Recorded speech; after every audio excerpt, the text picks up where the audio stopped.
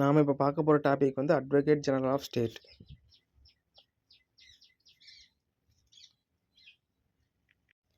இவர் தான் மாநிலத்தோட உயர்ந்த லா ஆஃபீஸர்.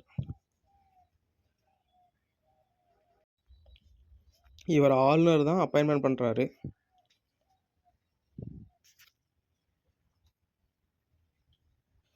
கவர்னர் ஆகிறதுக்கு என்னென்ன எலிஜிபிலிட்டி இருக்குன்னு பார்க்கலாம். இவர் ஒரு இந்திய குடிமகனாக இருக்க வேண்டும்.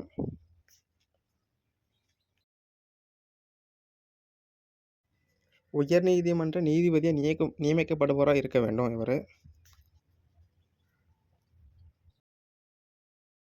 ஜூடிக்கல் ஆஃபீஸ் அல்லது உயர்நீதிமன்ற வழக்கறிஞராக 10 ஆண்டுகள் பணியில் இருக்க வேண்டும்.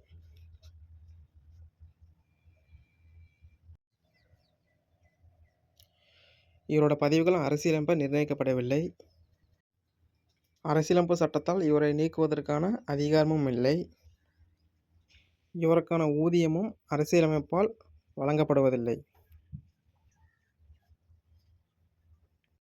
அடுத்தது பதவி விலகல் பற்றி பார்க்கலாம்.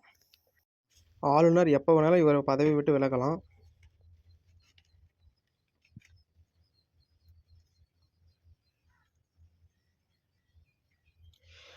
இவர் பதவி விலகலுக்கான ரெசிக்னேஷன் லெட்டரை ஆளுநர்கிட்ட கொடுக்கும்போதும் பதவி விட்டு விலகலாம்.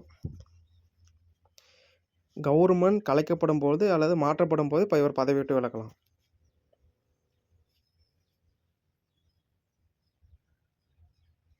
அட்வொகேட் ஜெனரலோட செயல்பாடுகளை பற்றி பார்க்கலாம். மாநில அரசுக்கு சட்ட விஷயத்தில் ஆலோசனை வழங்க ஆளுநர் வந்து அட்வொகேட் ஜெனரலை நியமிக்கிறார். ஆளுநர் வந்து அட்வொகேட் ஜெனரலுக்கு வந்து சில கடமைகள் கொடுக்குறாரு, அதை அவர் செய்கிறாரு.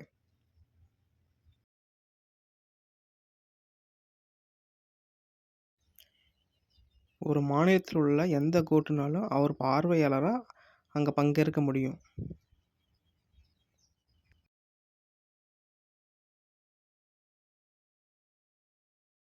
மாநிலத்தில் உள்ள இரு சட்ட அவைகளிலும் அல்லது ஏதேனும் ஒரு குழுவிலும் அவரால் பங்கேற்க முடியும்.